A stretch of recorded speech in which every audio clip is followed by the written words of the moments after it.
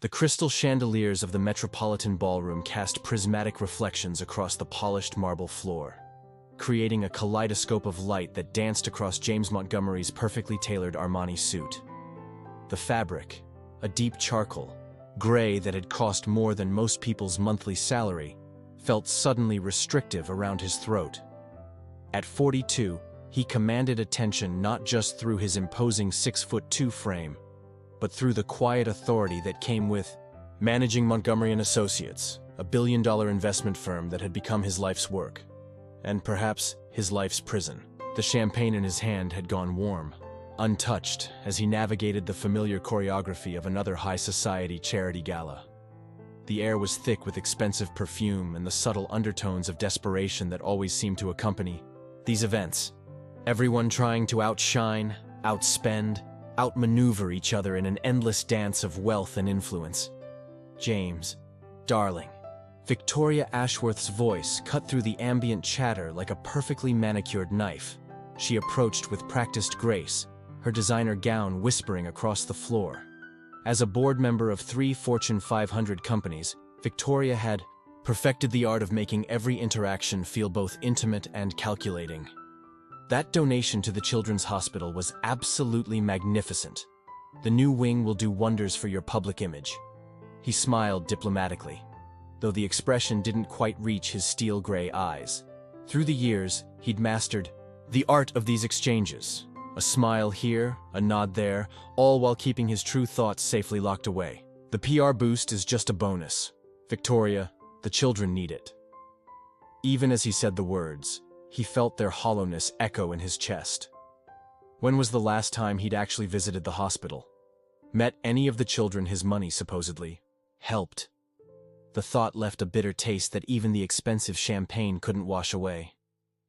20 miles away, in the small town of Millbrook, Andrea Chen's world couldn't have been more different. The fluorescent lights of Joe's diner hummed overhead as she wiped down a Formica counter for the 100th time that day. At 35, her hands bore the subtle calluses of a decade spent waiting tables, but her warm brown eyes still sparkled with the same optimism that had carried her through countless challenging days. The diner smelled of coffee and grilled onions, with an undertone of the industrial cleaner she used to keep the surfaces spotless. Unlike the Metropolitan Ballroom's marble floors, the checkered linoleum beneath her feet was worn in places, marking the paths most traveled by hungry customers and tired waitstaff. "Order up, M." Joe's gruff voice called from the kitchen, accompanied by the sizzle of the grill and the clatter of plates. "Table 4's meatloaf special." Andrea balanced the heavy plate with practiced ease, her movements efficient and graceful in their own way. She delivered it to Mr. Peterson, a retired schoolteacher who'd been coming in every Wednesday for the past 8 years. His weathered face lit up at her approach. "Here you go, sir. Extra gravy, just how you like it." She adjusted the plate slightly, making sure the mashed potatoes were positioned just the way he preferred. "You're an angel, Andrea." He smiled, his face crinkling with genuine warmth. "How's your mom doing? I heard about the new medication." Andrea tucked a strand of dark hair behind her ear, her simple silver earrings, a gift from her mother on her 30th birthday, catching the fluorescent light. "Better. Thanks for asking. The new arthritis medication seems to be helping, though the copays are..." She trailed off, not wanting to burden him with her financial worries. The diner's bell chimed as another regular customer entered, bringing with them a burst of cool evening air. Andrea straightened her blue uniform, smoothing out the wrinkles that had accumulated during her shift. The fabric was faded from countless washes, but she kept it impeccably clean, taking pride in her appearance despite the modest nature of her work. She couldn't know that in less than 24 hours, an unexpected visitor would walk through that same door, setting in motion events that would challenge everything she thought she knew about life, love, and the true meaning of wealth. James Montgomery didn't mean to end up at Joe's diner. His Tesla's navigation system had failed spectacularly on the way back from a contentious meeting in Albany, and the battery indicator was flashing an alarming shade of red. Millbrook wasn't on any map he'd ever bothered to study. It was the kind of small town he usually flew over in his private jet, not one he'd ever expected to visit. The best coffee in town a sign, slightly crooked and illuminated by flickering fluorescent tubes, drew him in like a beacon. He pulled his Tesla into the nearly empty parking lot, noting the collection of well-worn vehicles that spoke volumes about the local economy. The bell announced his entrance with a cheerful ding that seemed at odds with his mood. His Italian leather shoes clicked against the checkerboard linoleum floor, and every head turned to study the stranger in the $1,000 suit. The air was thick with the smell of coffee and something sweet. Fresh-baked pie, he realized, so different from the carefully curated aromas of his usual haunts. He chose a booth by the window, the vinyl seat creaking slightly under his weight. Pulling out his phone, he frowned at the weak signal. One more inconvenience in an evening full of them. "Welcome to Joe's. Can I get you started with some coffee?" The voice made him look up, ready to give his usual curt order, but something in Andrea's genuine smile made him pause. She wasn't wearing designer clothes or expensive makeup, but there was an authenticity in her presence that struck him. Her name tag was slightly askew, and there was a small coffee stain on her order pad. But her eyes held a warmth that seemed to cut through his carefully constructed barriers. "Yes, please," he managed, then added without thinking, "Is it really the best in town?" Andrea's laugh was unexpected and musical, filling the quiet diner with genuine mirth. "Well, considering we're the only diner in Millbrook, I suppose that makes us the best by default. But I stand by our coffee. Joe might burn the occasional grilled cheese, but he treats his coffee beans like they're precious gems." The interaction might have remained pleasant if James hadn't received a text from Marcus, his business partner, about a failing deal in Singapore. His mood soured instantly, the weight of his real world crashing back onto his shoulders. When Andrea returned with his coffee, served in a thick white mug with a small chip on the rim, he barely looked up from his phone. "Are you ready to order?" she asked, pen poised over her notepad. The fluorescent lights caught the silver strands in her dark hair, creating a subtle halo effect that he might have noticed if he hadn't been so absorbed in his digital crisis. "Just make it quick. Whatever's fastest." His tone was dismissive, corporate, the voice he used with junior associates who disappointed him. Andrea's smile dimmed slightly, but her professional demeanor never wavered. "Sir, everything here is made fresh to order. If you're in a hurry, I can recommend—" "Look," he cut her off, his patience fraying like a cheap suit. "I don't need recommendations. I need efficiency. A simple yes or no would suffice." The diner went quiet. The only sounds were the soft hum of the refrigerator and the distant sizzle of the grill. Andrea straightened her spine, and something in her posture reminded him of his mother, a woman who had never let anyone diminish her dignity. "Yes, sir. The turkey club can be ready in 10 minutes. No substitutions, no special requests.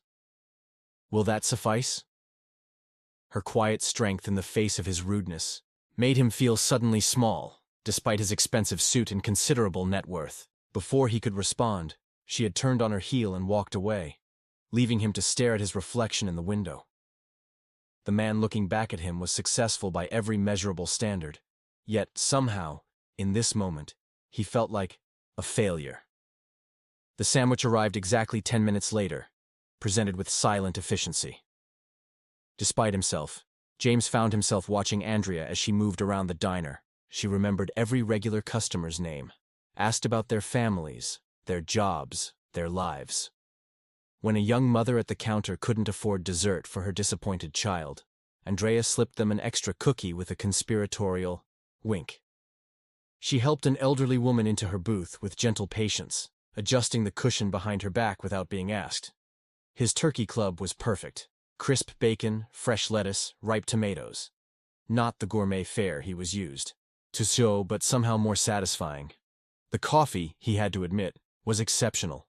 When Andrea brought his check, he cleared his throat.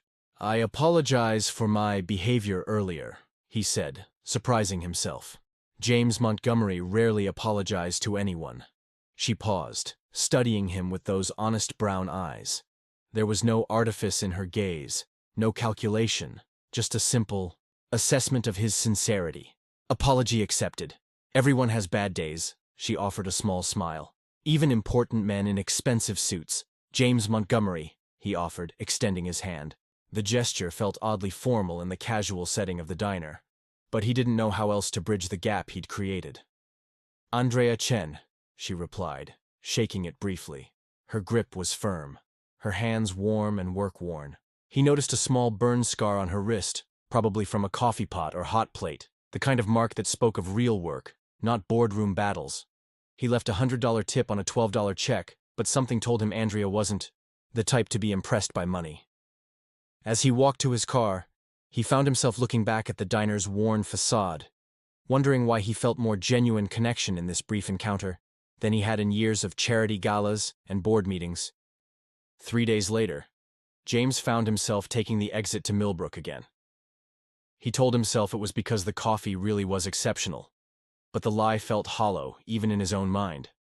The Tesla's navigation system worked perfectly this time, as if conspiring to remove any excuses he might have for his impromptu detour. The bell chimed as he entered Joe's diner, and this time he noticed the small details he'd overlooked before. Local artwork adorned the walls, each piece accompanied by a handwritten card with the artist's name and a brief description. Fresh, wildflowers in mason jars graced each table, their subtle fragrance mixing with the ever-present aroma of coffee and cinnamon.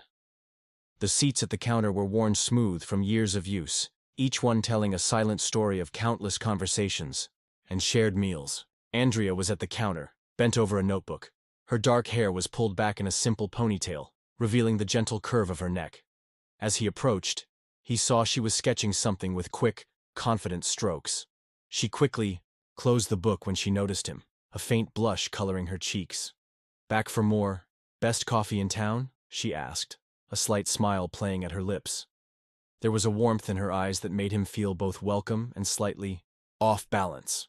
"Among other things," he replied, settling into what he already thought of as his booth. The vinyl seat squeaked softly beneath him, a far cry from the plush leather chairs of his office. "What were you drawing?" Andrea hesitated, her fingers tracing the edge of the notebook. "Nothing important? Just doodles, really. It helps pass the time during slow periods." "May I see?" he asked, genuine curiosity coloring his voice. It had been a long time since he'd felt truly interested in something that wasn't related to market trends or investment strategies. She hesitated for a moment longer, then brought her notebook over. Inside were beautiful charcoal sketches, portraits of diner customers caught in moments of laughter or contemplation, local landscapes that captured the quiet beauty of Millbrook, detailed studies of hands and faces that seemed to leap off the page. "These are remarkable," he said, genuinely impressed. His eyes lingered on a sketch of an elderly couple, their intertwined hands speaking volumes about a lifetime of love. "You're an artist." "I was going to be," she admitted, her voice tinged with a hint of wistfulness. "I had a scholarship to art school in New York, but then Mom got sick. Someone had to take care of her, and my little sister was still in high school." She shrugged, but James caught the flash of old pain in her eyes. "Life happens, you know." The casual acceptance in her voice struck him. How many dreams had he pursued relentlessly, refusing to let anything stand in his way? And here was Andrea, who had set aside her passion without bitterness, finding beauty in the life she'd chosen instead. "There's a gallery opening in town this weekend," she mentioned, collecting menus from an adjacent booth. Her tone was casual, but he sensed a hint of excitement beneath the surface. "Local artists. Nothing fancy like what you're probably used to, but—" "I'd like to see it," he interrupted, surprising himself with his eagerness. Would you show me?" The question hung in the air between them, weighted with possibility. Andrea's surprise was evident, her eyebrows lifting slightly as she studied his face, perhaps searching for any sign of insincerity. "Are you sure? It's not exactly the Met." "I'm sure," he said firmly. "I'd like to see Millbrook through your eyes." Andrea nodded slowly, a smile spreading across her face. "All right then. Saturday at 7, I'm off then, and the gallery stays open late for the opening." As James left the diner, coffee in hand, he felt a lightness he hadn't experienced in years. The prospect of a simple gallery opening in a small town shouldn't have excited him this much. But he found himself looking forward to Saturday with an almost childlike anticipation. Back in his Manhattan office, James's business partner Marcus raised an eyebrow at his weekend plans. Millbrook? That backwater? James, we have the Peterson merger to consider. The board meeting is Monday, and we need to be prepared for any curveballs. James turned to the window, looking out at the city skyline. The towers of glass and steel that had once filled him with a sense of accomplishment now seemed somehow less impressive than they used to. I'll be ready for Monday, he replied firmly. But I need this, Marcus. I need to remember there's a world outside these walls. Marcus shook his head, clearly not understanding, but James was already mentally elsewhere. He found himself wondering what Andrea might wear to the gallery, how her eyes might light up as she explained the artwork to him. For the first time in years, the weekend couldn't come fast enough. Saturday evening found James parking his Tesla next to Andrea's well-worn Honda outside the Millbrook Community Arts Center. The building was a converted warehouse, its brick exterior softened by climbing ivy and string lights that crisscrossed the small courtyard. The contrast between this humble venue and the opulent galleries he was used to couldn't have been starker. Andrea emerged from her car, and James felt his breath catch. She'd traded her diner uniform for a simple blue dress that brought out the warmth in her eyes. Her dark hair fell in soft waves around her shoulders, and she wore only the barest hint of makeup. Compared to the heavily styled women he usually encountered at art events, Andrea's natural beauty was refreshing. "You look lovely," he said, meaning every word. A faint blush colored her cheeks. "Thank you. You clean up pretty well yourself, though you might be a tad overdressed." She gestured to his tailored suit with a teasing smile. Inside, the gallery hummed with the energy of a close-knit community. Local artists mingled with townspeople, their conversations punctuated by laughter and the clink of plastic cups filled with inexpensive wine. The art ranged from amateurish to surprisingly sophisticated, each piece accompanied by a handwritten card telling the artist's story. "That's one of mine," Andrea said quietly, pointing to a charcoal portrait of an elderly man. Mr. Peterson from the diner, James realized. The drawing captured not just his features, but his kindness, the dignity of a life well lived, etched into every line. "You see people," James said softly, struck by the depth of emotion conveyed in the simple sketch, "really see them." "Isn't that what we're all supposed to do?" she replied, challenging him gently. Her words made him uncomfortably aware of how often he looked past people, seeing them as assets or obstacles, rather than individuals with their own stories. As they walked through the gallery, Andrea introduced him to various townspeople. No one seemed impressed by his expensive watch or his position in the financial world. Instead, they judged him by how he treated others, how he listened, how he engaged with their community. "James, meet Tom," Andrea said, leading him to a burly man with calloused hands and a warm smile. "He's our local mechanic and a brilliant sculptor." Tom's firm handshake was accompanied by a genuine smile. "Andrea tells me you're from the big city. What brings you to our little corner of the world?" Before James could answer, a commotion near the entrance caught everyone's attention. A young woman had entered, her eyes red-rimmed and her shoulders slumped in defeat. Andrea excused herself and went to the woman, enveloping her in a hug. "That's Sarah," Tom explained quietly. "She teaches kindergarten here. The school, board's cutting funding for the arts program she runs. It's hitting her hard." James watched as Andrea comforted her friend, struck by the genuine compassion in her actions. He thought about the millions his firm moved around daily, and how disconnected those numbers felt from real people and their struggles. As the evening progressed, James found himself drawn into conversations about local issues, small triumphs, and shared dreams. He learned about the community center that needed a new roof, the debate over whether to allow a big box store on the outskirts of town, and the high school's underfunded music program. "You know," Andrea said as they stood before a vibrant landscape of the town, "Millbrook isn't perfect. We have our share of problems. But there's something special about a place where everyone knows your name, where people still look out for each other." James nodded, thinking about his own life in New York. He had acquaintances, business contacts, people who wanted things from him. But how many would he call true friends? As they left the gallery, the cool night air filled with the sound of crickets and distant laughter from a nearby restaurant. Andrea paused, looking up at him with a mixture of curiosity and warmth. So, what did you think? Not quite the Guggenheim. I know. It was. James searched for the right words, feeling something shift inside him. It was real. Thank you for sharing this with me. They stood there for a moment, the string lights casting a soft glow on Andrea's face. James felt an urge to kiss, hers own to bridge the gap between their worlds, but something held him back. This wasn't a merger to be rushed into, a deal to be closed. Whatever was growing between them deserved time, deserved care. Would you like to get some coffee? He asked instead. I hear there's a place around here that serves the best in town. Andrea's laugh was warm and genuine. I think I know just the spot. As they walked towards Joe's diner, James felt a sense of possibility he hadn't experienced in years.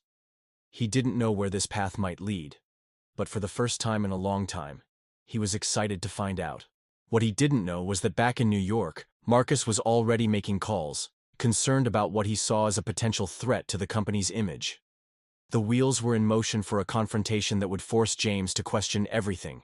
He thought he knew about success, happiness, and what truly mattered in life. The Metropolitan Ballroom looked different to James now. The crystal chandeliers that had once seemed impressive now felt ostentatious compared to the simple beauty of Joe's diner's mason jar centerpieces. He adjusted his bow tie, feeling oddly constrained in the tuxedo that had once been like a second skin. Andrea stood beside him, a vision in her emerald green dress. The gown, borrowed from her cousin, fit her perfectly, highlighting her natural grace. A delicate silver necklace, a family heirloom, adorned her throat. She gripped his arm slightly tighter as they entered, her eyes wide as she took in the opulent surroundings. Everyone's staring, she whispered, her voice a mixture of awe and discomfort. James glanced around, noting the curious and sometimes judgmental looks from his peers. Because you're beautiful, he replied simply, meaning every word. It was true. Her natural elegance outshone the designer gowns and elaborate hairstyles around them. As they made their way through the crowd, James felt a surge of pride. Andrea might not have been born into this world of wealth and privilege, but her poise and genuine warmth made her stand out in the best possible way. Marcus intercepted them before they reached their assigned table, his smile not quite reaching his eyes. James, a word? His tone left no room for discussion. With an apologetic glance at Andrea, James followed his business partner to a quiet corner. Marcus didn't mince words. What are you doing, James? She's a waitress from nowhere. Do you have any idea how this looks? James felt a flare of anger, surprising himself with its intensity. She's my guest, he said, firmly, a new edge in his voice, and you will treat her with respect. Back at the table, Victoria Ashworth was already interrogating Andrea, her voice dripping with barely concealed condescension. So dear, which country club does your family belong to? The Meadowbrook, or perhaps the Lakeview? Andrea straightened her shoulders, meeting Victoria's gaze with quiet dignity. Actually, I work at Joe's Diner in Millbrook. The country club scene isn't really my thing. The silence that followed was deafening. James watched as Andrea handled each subtle slight and veiled insult with grace, never losing her composure. She spoke eloquently about her community, about the art programs she volunteered for, about the real people behind the charities these galas supposedly supported. As the evening wore on, James found himself seeing the event through new eyes. The extravagant floral arrangements, the overpriced silent auction items, the carefully cultivated air of exclusivity. It all seemed hollow compared to the genuine warmth he'd experienced in Millbrook. When Andrea excused herself to the powder room soir, he followed, finding her staring at her reflection in the ornate mirror. We can leave, he offered, noting the tension in her shoulders. We don't have to stay.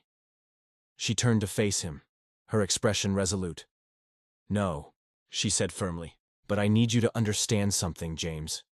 I'm proud of who I am and what I do. If that's going to be a problem. He silenced her concerns with a kiss. Their first.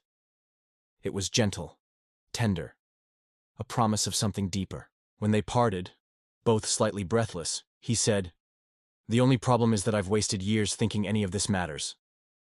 Andrea studied his face, her eyes searching. Are you sure? This is your world, James. I don't want you to give up anything for me. He took her hands in his, marveling at how perfectly they fit together. I'm not giving up anything. I'm gaining everything that really matters. As they rejoined the gala, James felt a shift within himself. The networking, the deals, the constant striving for more, it all paled in comparison to the genuine connection he'd found with Andrea and the community she represented. Later that night, as they walked along the quiet streets of Millbrook, Andrea's heels clicking softly on the sidewalk, James made a decision. It was time for a change. Time to realign his priorities with what truly mattered. What he didn't know was that this decision would soon be put to the test, as forces, both within and outside his control, conspired to challenge everything he thought he knew about success and happiness. The changes in James happened gradually, then all at once. It started with small things, volunteering at the local community center where Andrea taught art to kids on weekends, attending town council meetings, learning the names of every regular at Joe's Diner. He found himself looking forward to Friday nights, not because of exclusive club memberships or high-stakes poker games, but because it meant sharing a booth at Joe's with Andrea, talking about their week over slices of homemade pie. His wardrobe began to change, expensive suits giving way to comfortable jeans and soft flannel shirts on weekends.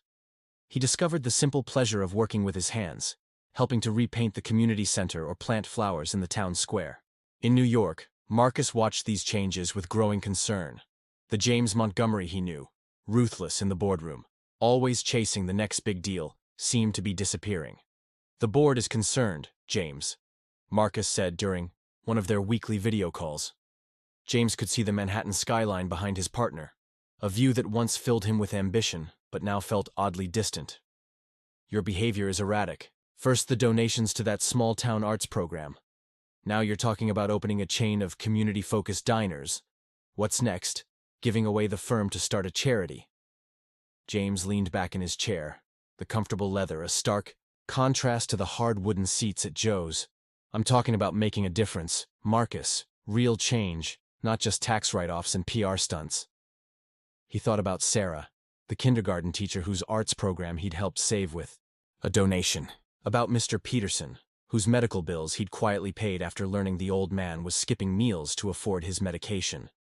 About the look of pride on Andrea's face when the community center unveiled its new art studio, funded by James's foundation.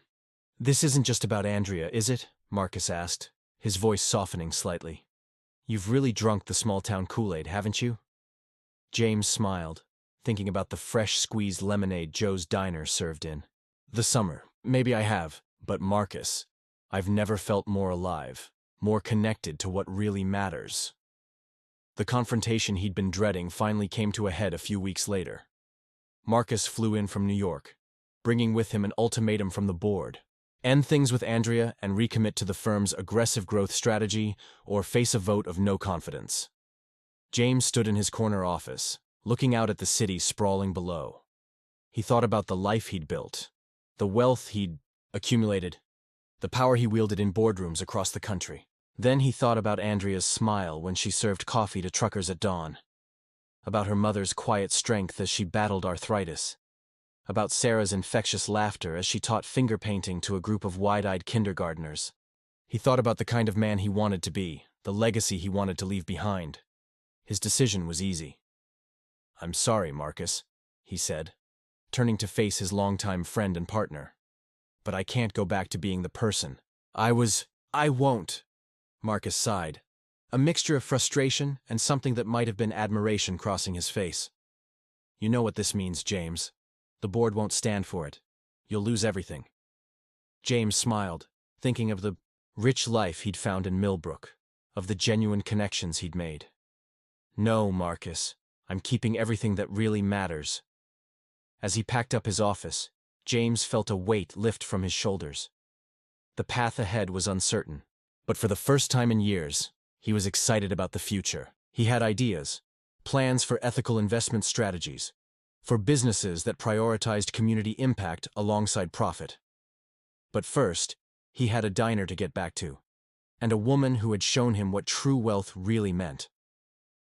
What James didn't realize was that his decision would have ripple effects far beyond his own life, touching not just the people of Millbrook, but inspiring a reevaluation of values in the very corridors of power he was leaving behind. The renovation of Joe's Diner happened over a long, hot summer. James worked alongside local contractors, his expensive suits replaced by worn jeans and t-shirts that soon bore the marks of honest labor. He learned more about construction than he'd ever imagined, from the intricacies of plumbing to the art of hanging drywall. Andrea insisted on keeping the original counter where they'd first met, its worn surface a testament to decades of elbows, coffee cups, and shared stories. James agreed, understanding now that the diner's soul lay in these small details, these touchstones of community. "You didn't have to do all this," Andrea said one evening as they sat in their booth, still by the window, but now with new upholstery that matched the diner's updated color scheme. The setting sun cast a warm glow through the freshly cleaned windows, highlighting the sparkle in her eyes. James reached across the table, taking her hand in his. The calluses he'd developed over the summer met the ones she'd earned through years of hard work. "I didn't do it for you," he replied, his voice soft but firm. "I did it for us, for this community, for the person I want to be."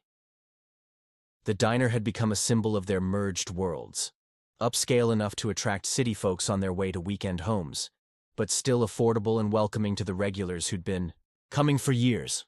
The menu expanded, featuring locally sourced ingredients and some of James's favorite dishes from his travels.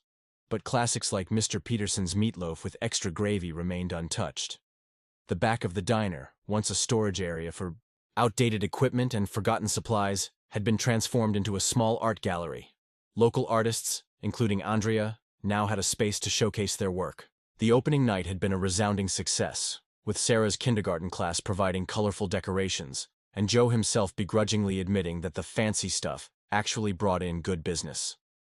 As word spread about the diner's transformation, James found himself fielding calls from old contacts in New York. Marcus, who had initially been skeptical of James's small-town midlife crisis, as he'd called it, was now intrigued by the business model. "A chain of community-focused diners," Marcus mused during one of their occasional phone calls. "With art spaces, local sourcing, profit-sharing with employees. James, this could be big." James leaned back in his chair, looking out at Main Street through the diner's front window. He watched as Mr. Peterson helped a young mother wrangle her toddler, as the high school football team piled in after practice, as Andrea chatted animatedly with a group of regular customers. "It's already big, Marcus," he replied. "Maybe not in the way we used to measure things, but in all the ways that truly matter." The real victory, James realized, was in the small moments.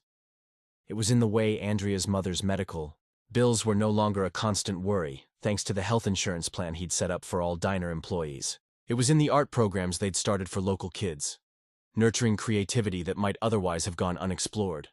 It was in the small business incubator they'd established in the old warehouse next door, giving local entrepreneurs a chance to pursue their dreams. But mostly, it was in the quiet moments he shared with Andrea over coffee and pie, planning their future together in a town that had become home in ways his penthouse in New York never had. Conclusion. A lasting bond. On their first anniversary, James and Andrea sat in their usual booth at Joe's Diner, sharing a slice of apple pie. The evening crowd had thinned, leaving them in comfortable quiet broken only by the soft clink of coffee cups and the distant sound of Sarah singing along to the radio in the kitchen. "Do you ever miss it?" Andrea asked, watching his face in the window's reflection. The James she saw now was different from the man who had first walked into the diner a year ago. More relaxed, more present, his eyes crinkled with laugh lines that hadn't been there before. The galas, the board meetings, the penthouse. James considered the question, stirring his coffee thoughtfully. The simple act grounded him, reminding him of how far he'd come. "I miss the certainty sometimes," he admitted. Everything was mapped out, predictable. But that's not living, is it? Through the window, they could see Main Street coming alive with the town's annual summer festival. String lights twinkled between buildings, and children chased each other with sparklers while their parents chatted on benches. The scene was a far cry from the glittering New York skyline, but to James, it held a beauty he'd never fully appreciated before. "You know what I don't miss?" he continued, his eyes meeting Andrea's. "Feeling alone in a room full of people. Having everything and nothing at the same time." Andrea reached across the table, taking his hand. Her engagement ring, a simple vintage piece they'd found in a local antique shop, caught the light. It wasn't the flawless diamond he might have chosen a year ago, but its history and character made it perfect. "You're getting philosophical in your old age," she teased, her eyes twinkling. "Must be all that diner coffee," he shot back, with a grin. Their laughter mingled with the evening air, drifting out through the open windows to join the sounds of their town, their home. As they sat there, hands intertwined, James marveled at the journey that had brought him to this moment. He'd left behind a world of wealth and power, only to find riches beyond measure in the simplicity of small-town life and the depth of true connection. The future stretched out before them, full of possibilities. There were plans for expanding the diner's community initiatives, for using James's business acumen to support local entrepreneurs, for building a life that balanced ambition with compassion. But for now, in this moment, there was just the two of them, a slice of pie, and the certainty that they had found where they truly belonged. As the last customer left and Joe began closing up the kitchen, James and Andrea stepped out onto the sidewalk. The night air was cool and sweet, filled with the promise of summer.